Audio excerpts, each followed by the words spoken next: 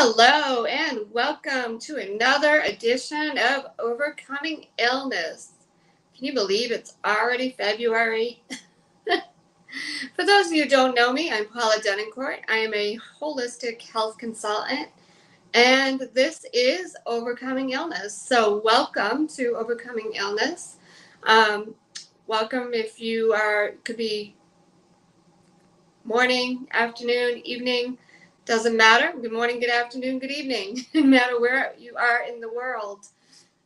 If you have not seen my show before, I usually interview people that have overcome an illness or are going through an illness. I do not have a guest tonight, so therefore, I decided to talk about something that not everybody talks about.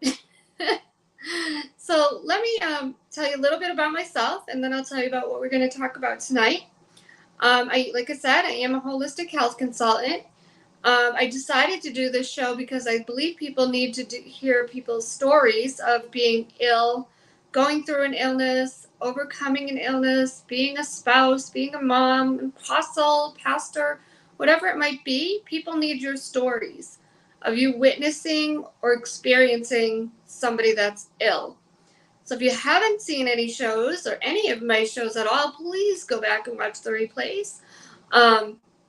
We've had some amazing guests on here. We've talked about everything from autoimmune to cancer to congestive heart failure, hard of hearing or deaf, autism, my goodness, mold toxicity, so many different things. So please go back and watch them. And just to let you know a little bit about me, I've been doing my business since 2010. I suffered from multiple food allergies and almost died from them. Yes, you heard me. I almost died from them, and many times, not just once, but more than once. I do one-on-one coaching, group coaching, speaking engagements, and now my own TV show. So if you are struggling with what to eat, like say every time you eat you have a stomach ache or you have a lot of joint pain, then I can help you. I have recipes. I can do customized recipes. So I have recipes on my website. There are digital recipe books and ebooks that can help you kind of get on track. I am offering a special $97 special for Valentine's Day, President's Day special. For $97, you can get your health back on track. A lot of people ate like garbage over the winter, over the holidays, or you might have had the flu or a variant of COVID or something like that. And you just want to start feeling better again. This will get you on track. So you'll get a coaching call with me. You'll get a full week of recipes and just get you back on track so you start feeling better again. So it's $97 for a week. You get my full attention, my full support for a week. So don't sleep on it if you're feeling like garbage. And, here's the other thing. I had to weed through all the stuff on the internet. It's overwhelming. I see people in all these groups trying to help each other. And I get it. I've been there. But there's so much more to it, especially if you have gut problems. There's things like proper food combining. Certain things don't work for everybody. There's foods that are hard to digest. There's different things that people are more susceptible to having gut problems from eating. Nuts, for example, can be really hard to digest. So there's all different things and components that go into getting your health back on track, and it all starts in the gut. So, I get it. You can try to weed through all the stuff on the internet if you want, but if you want to do it a simpler way and get some of the best advice that I can give you, I've had some of the best practitioners and help that you can even imagine. I went to New York. Alex Jameson from the movie Super Size Me was my health coach. So all this studying and learning and practitioners that have helped me can help you too through me. So with that, I do want to talk tonight about heart disease. And heart disease, well, first of all, like I said, February is Heart Health Awareness Month. So let me just tell you, heart disease is the #1 killer. A lot of people would think it's cancer. It is not. It is the #1 killer. It's definitely the #1 killer of women, causing 1 in 3 deaths each year. It kills more women than all forms of cancer combined, yet only 44% of women recognize cardiovascular disease is their greatest health threat. So we all know, let me talk about some of the common symptoms first that I think a lot of us kind of know about. Not everybody, but a lot of us do. Some of the common symptoms of heart disease are going to be discomfort in your chest, sometimes arm pain, those types of things, nauseous, those types of things, dizziness, sweating. Those are more common symptoms. Today, I want to talk about some of the things that people don't talk about, things that can contribute to heart disease, as well as symptoms of it. So like I said, some of the regular symptoms are chest discomfort. All of a sudden your heart hurts. I've seen TV shows where they showed on Grey's Anatomy where Bailey kept taking Tums because she thought she had heartburn, and it was a symptom of a heart attack. These are things we ignore. Nauseous, indigestion, heartburn, like I just said, stomach pain even can be a symptom. Pain that goes down the arm can be a symptom. You feel dizzy or lightheaded, throat or jaw pain. You get exhausted easily. Believe it or not, snoring, sleep apnea, those types of things can contribute. Profusely sweating, swollen feet or ankles. I remember my grandmother had heart issues and she's older. But a sign of heart disease is when the legs start they're like sweating. They're just pouring out, oozing out water. That's because the heart's not pumping correctly. So I remember my Nana had to wrap her legs with these bandages all the time, and it was just horrific, because the bandages stick and ugh.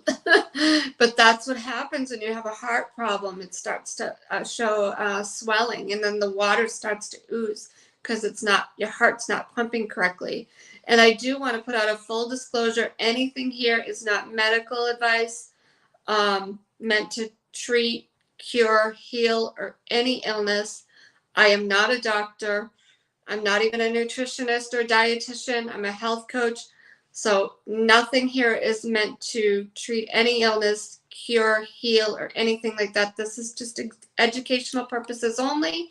You may need to seek a doctor if you have any of these types of symptoms, okay? I just wanted to put that out there. Let's see. Another one that's a more uncommon symptom that people don't think about is a little bit of jaw pain or neck pain, or even in the upper back. That can be a symptom of a heart disease or a heart attack coming on. Shortness of breath. Sometimes people can't catch their breath, and that's a sign of a heart attack. Fainting. We talked about indigestion, extreme fatigue.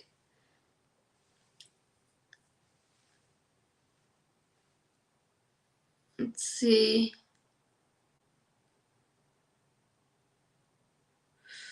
So some things that I remember, years ago, I remember my aunt's friend, she was complaining that her shoulder kept hurting for a few days. And it just was bothering her and bothering her. She ignored it. We ignore these symptoms as women, especially. Men do it too. Lo and behold, unfortunately, that was a sign of a heart attack coming on. And that woman actually passed away from a heart attack. She just ignored the symptom. Us as women especially, but men do it too. I'm not going to just pinpoint women. We ignore these symptoms because we just think, it's no big deal. My arm hurts. Maybe you slept on it wrong, We don't realize that it's our heart not being able to work properly. Or maybe you're overweight and you're out of breath just from being overweight, and you don't realize maybe your heart is working too hard. And now it's not just being overweight, but your heart is working too hard. And now you're having symptoms of a heart attack. And you just think it's because you're overweight. Heck, I've done it. I've walked, up a lot of stairs, or when I was moving, you're going up all these stairs, whatever, you're out of breath, right? You just fluff it off. It's no big deal. But if that keeps happening, there may be more going on. So let's see what else. Another thing that can contribute to heart disease that we don't think about, hormonal changes can cause a slowing of the heart and heart blockages that can cause symptoms such as dizziness. Causes faster heart rate. Atrial fibrillation can also be brought on by high blood pressure, which is more common after menopause. So when you're going through menopause, that can be a sign of heart issues coming on. Birth control pills. Early types of birth control pills contained high levels of estrogen and progestin.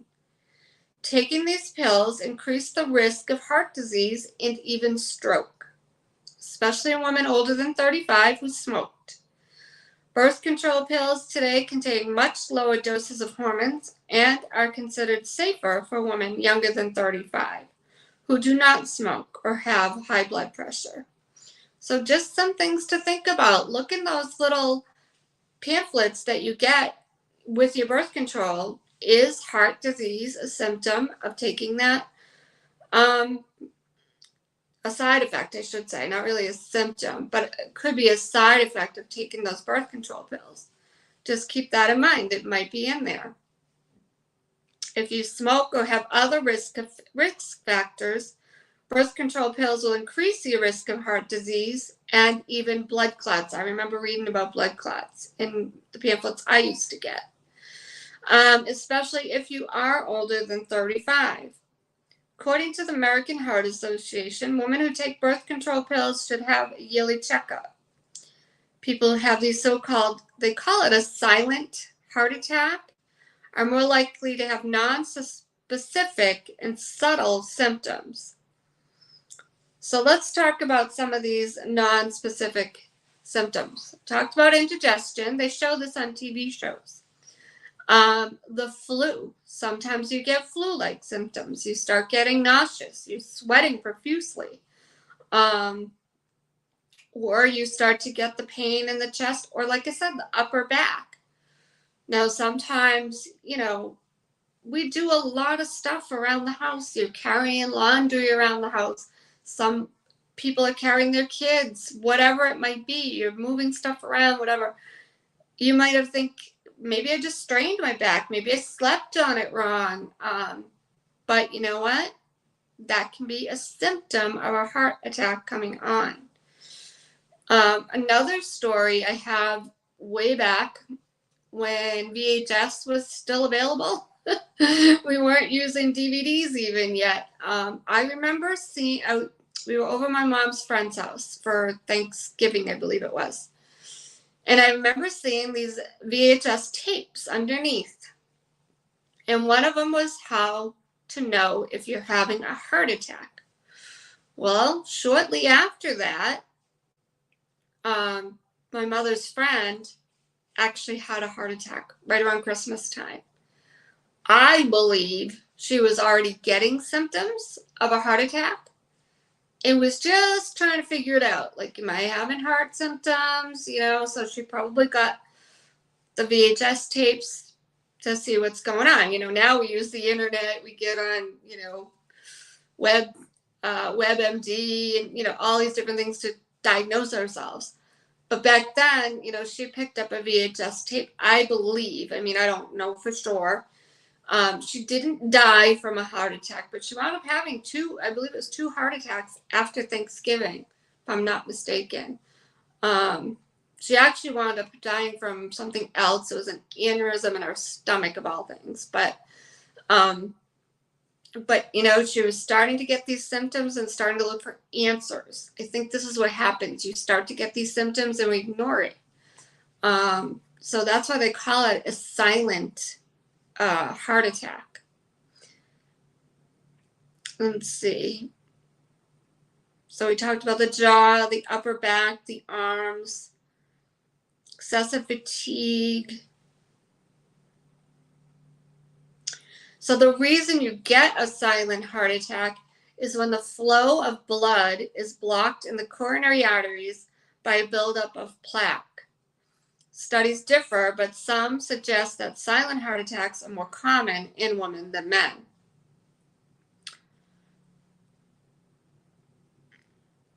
Sometimes they'll dismiss it as anxiety. Your doctor may dismiss it as anxiety, or you may dismiss it as anxiety. I'm sure you've all seen this on TV shows as well. When people have a panic attack, they go to the hospital, think it's a heart attack. A lot of times it is a panic attack, but a lot of times it's not. It's actually a heart attack.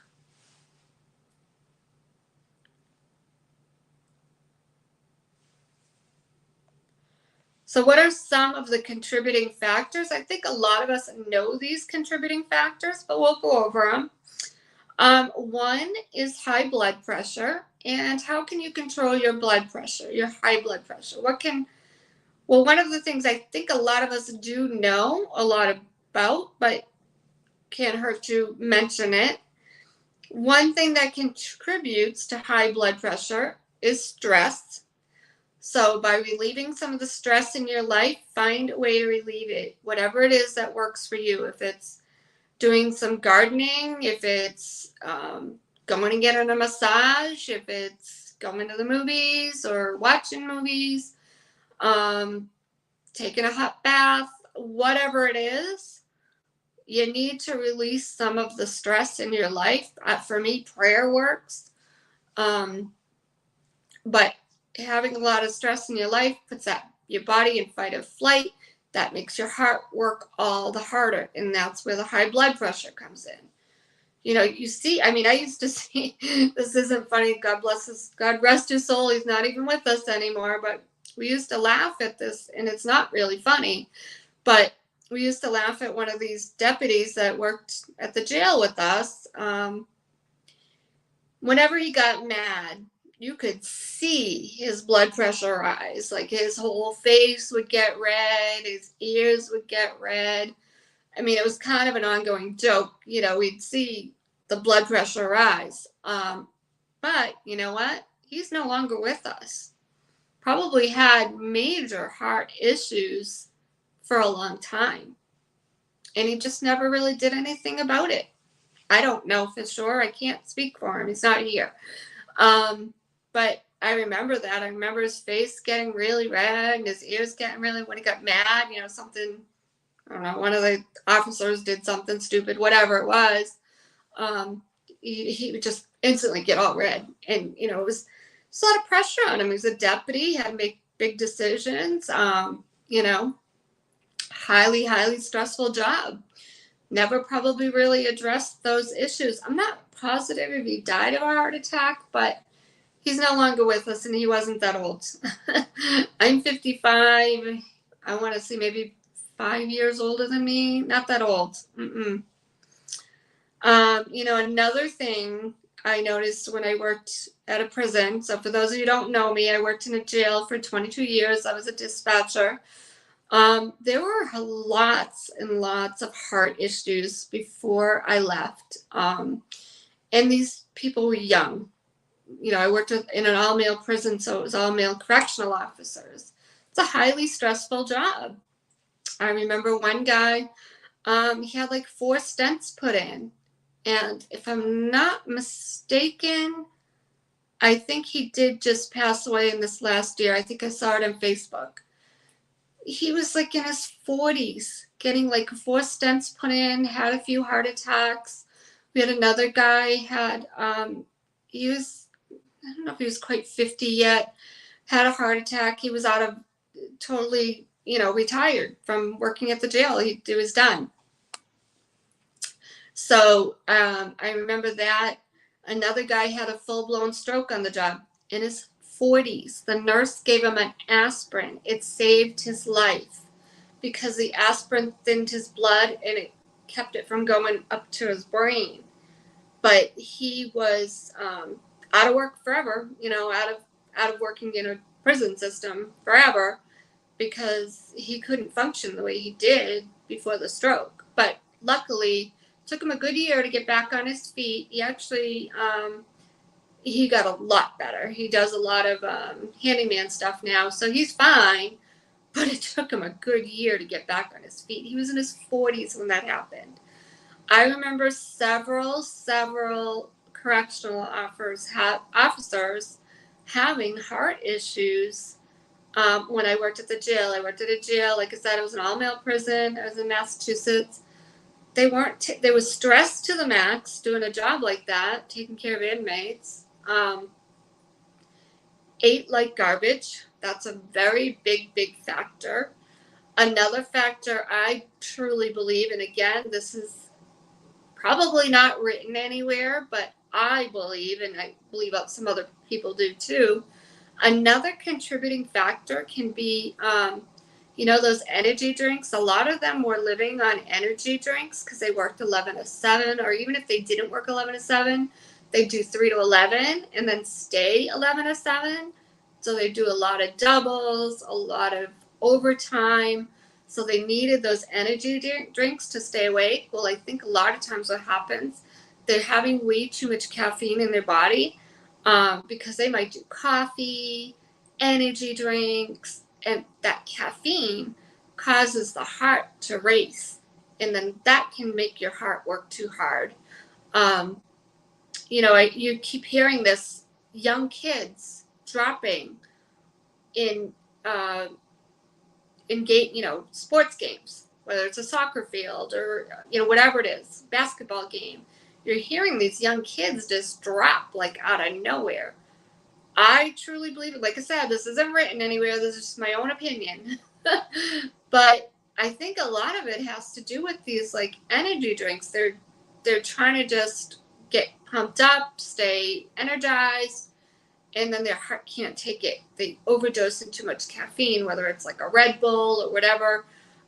It doesn't matter which one. I wouldn't pinpoint any which one at all.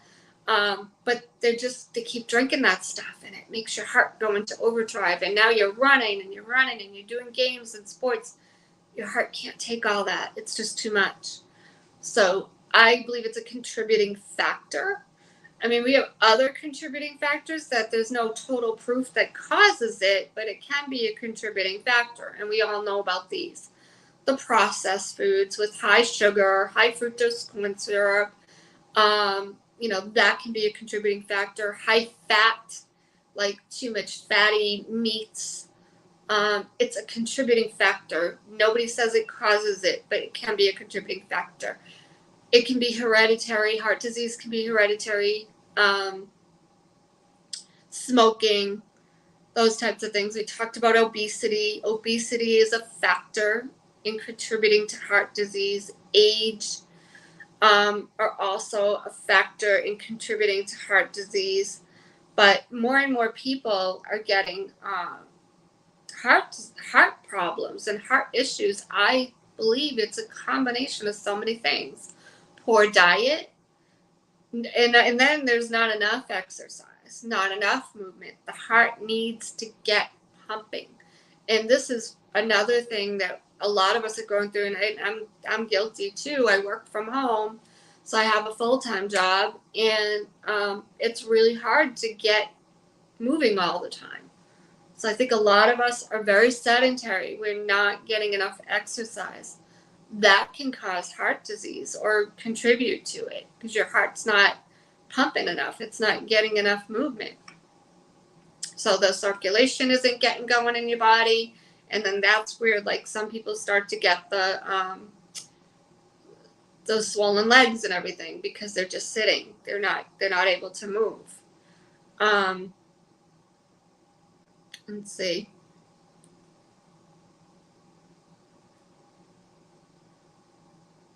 And once again, if you don't get help, you're just going to get more and more symptoms, and then you could just have a full-blown heart attack and That's it. Here today, gone tomorrow.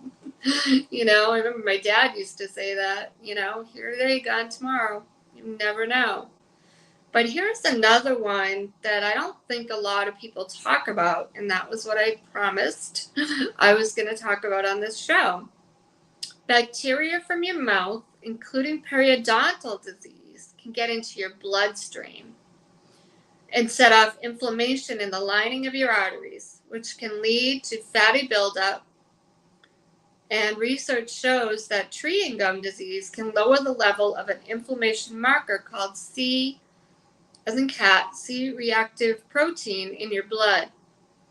Doctors use this measurement along with your cholesterol levels to predict cardiac events like a heart attack. So did you ever think that just not treating your teeth or your gum, having inflamed gums or periodontal disease would get into your bloodstream and affect your heart? What? I never thought about that. So it's just another thing that can contribute to heart disease. So let's talk about something else. How do your emotions relate to heart disease? Have you ever heard of the saying, she died of a broken heart, like the husband dies and then the wife dies like a month later, 2 weeks later? It's really true. A lot of times our heart is the emotion, our whatever our emotions are is what happens to the heart. A lot of times we have heart issues because we have natural heart problems. So like for instance, say you feel rejected all the time, you don't feel loved, and then all of a sudden you start having heart problems. It's an interesting concept. Again, these are just opinions. There's no scientific proof, but there's lots of studies on it. We'll just put it that way. Another one is biblical or spiritual connections to heart disease. If you don't forgive someone or forgive yourself for certain things in your life, that, believe it or not, can contribute to heart issues or heart disease. And that's big.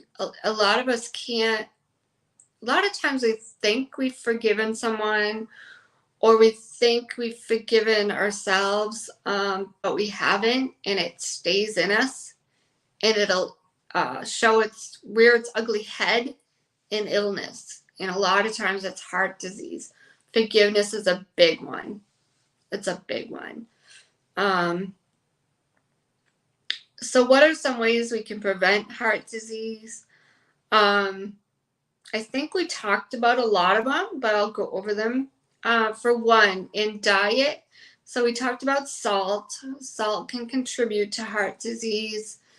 You can use like fresh herbs instead. I've got like arrow gardens back there growing some fresh basil, things like that, but you don't have to have an arrow garden.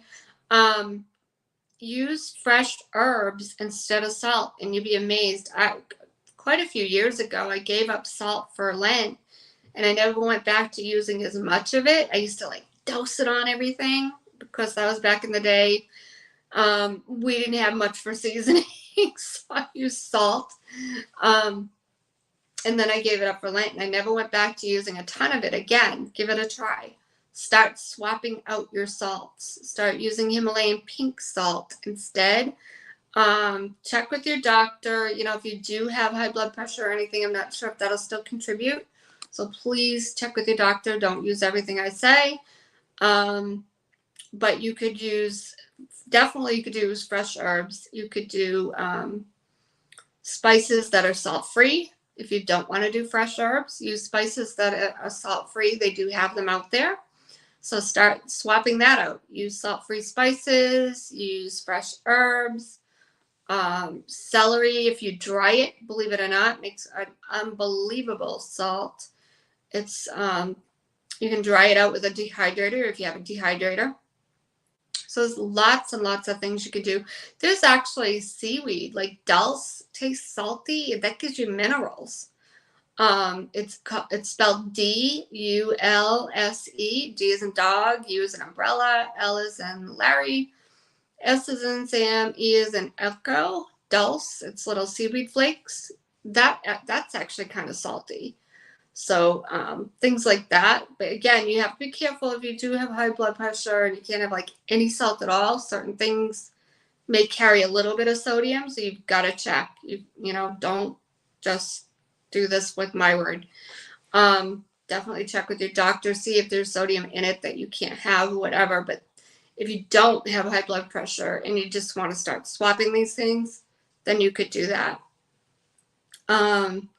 What else? We talked about different meats, the fat, fat on steak and things like that, fatty cuts of beef and pork. Those types of things can contribute to heart disease. There's nothing saying that it causes it, but it can contribute. Lots of too much sugar in your diet, too much sugary foods, high cholesterol can contribute. Again, eating like donuts and croissants and cakes and cookies and all that kind of stuff, that can start to cause high cholesterol, which can contribute to heart disease. Not getting enough exercise can contribute to heart disease. Smoking, stress, can't stress that enough. Stress can contribute to heart disease.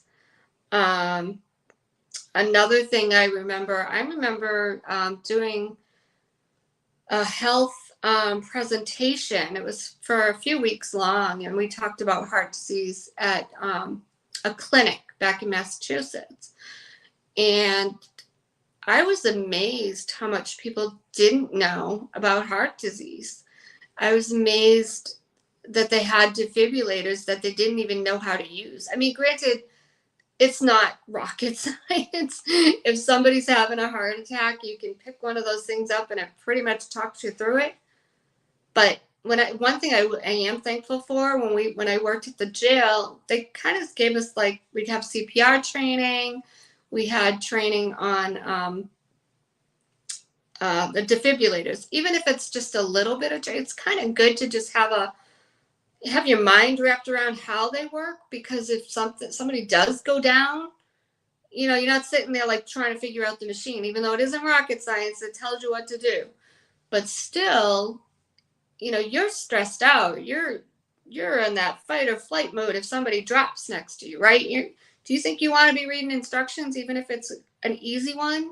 It'd be nice to kind of know where they're located, how they're used. So if you're in a work environment with these defibrillators, tell them you want to know, even if it's we used to complain about these trainings, don't get me wrong, but they're helpful. Even if it's an hour training, just to kind of learn what goes on with it. Like, what do you mean you have to put the pads on and you can't have this in water and you can't, all these like little things. It'd be good to know, so if something happens, you don't have to think about how to use it. Even though it's written there, you know. So this kind of surprised me that they didn't even teach anybody how to use these defibrillators. It shocked me, in a large corporation, they didn't have CPR classes. I highly suggest get CPR certified. I mean, I haven't done it in a while, but if somebody dropped, at least I have some sort of training from doing it. Granted, they do change the rules every once in a while, like how many breaths and how many, all this kind of stuff. They do change that once in a while, but you know what? If you did something, it's better than just like, I can't do anything, I don't know how, you know what I mean? Until help arrives.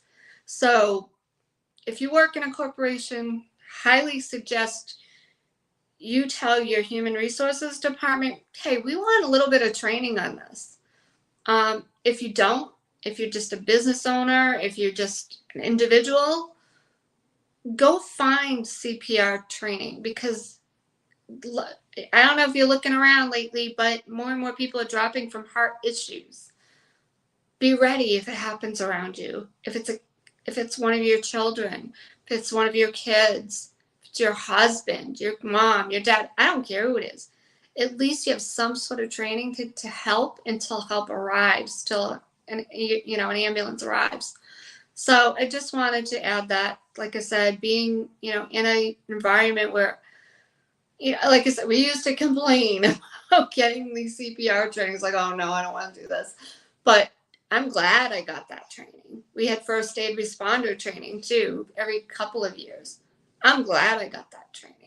So if you're in a corporate workspace, and it doesn't matter, you don't have to be, but if you see these defibrillators all around you, and you're like, how does that thing work? I mean, I know they're not rocket science. They do tell you, do this, but do you want to be thinking about that if somebody's dying? I don't. So it helps to kind of know what to do with the thing, even if it's a 10-minute training. I just can't stress that enough. So with that, that's pretty much all I have about heart disease. So not going to go the whole hour tonight. I just wanted to let you know we do have some more guests lined up. I'm excited about that. In the next couple of weeks, we're going to talk more about emotions and the spiritual factor of illness, which I'm so excited about, and the root cause and what's really contributing to your illness. And if you want to be on the show, please let me know. You can send me a Facebook message, you can send me an Instagram message, or you can text me. My phone number is on the website, enrichyourhealth.com, enrichyourhealth.com. Make sure you get your free gifts there. I have a free reversing illness ebook. Please go and get that. 6-day immunity meal plan guide. Those are all free. Once again, I am doing a offer for 1 week in honor of Valentine's Day, President's Day, all of that. It's a special. So for 1 week, you get coaching with me for $97. You get recipes to get your health back on track. So if you're not feeling so great, you're tired, you're bloated, you're just like, I can't lose this weight from the holidays, or you have a lot of joint pain, these are some things I can help you with. So reach out to me and we'll get you on track and we'll get you signed up for that. So you start feeling better, because you cannot do what God has called you to do if you feel like garbage.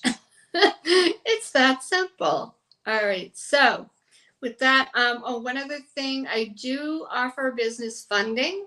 So if you're a business out there, you've been in business at least 4 to 6 months, and you're making at least $3,000 a month or more for the last 3 months, and you have consistent deposits. We do have some other business resources, but that's the biggest one. Reach out to me for that. Because being a health coach, I've had a lot of interaction with other businesses and business coaching and all of that. And it just makes me more passionate to help other businesses as well as help people with their health. So I want to thank everybody for watching. Thank you to the replayers. And share this message, please. It's very, very important right now more than ever.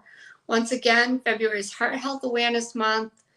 You never know when somebody's having heart disease symptoms. I mean, I'm going to leave you with one last story, which is kind of silly, but not that silly when you think about it. We had a dog, and all of a sudden, this dog was like, it was a cockapoodle, and he was hyper and always running, always jumping. He was playing ball until he was 11. All of a sudden, one day, this dog was like panting, couldn't sit still. And then the next thing we know, he just dropped. That was it. No more doggy. But here's the fun. Oh, and he was nauseous too. Here's the funny thing. Even in your pets, that dog was having heart issues. Here I was. I took all these classes at work and everything. Didn't even realize that even in my pet, that dog was having a heart attack. So even in your pets, they have similar symptoms. They get nauseous. They start panting like crazy. They're uncomfortable. So even in your pets, they have the same type of symptoms. It's their heart. So I'm going to leave you on that note. So anyway, please reach out to me. If you are struggling with anything in your health and you don't want to put it in the comments here from the show, reach out to me and we'll set up a time to talk and see how I can help you. All right, everybody, we will see you next Sunday. Have a good night and a good week.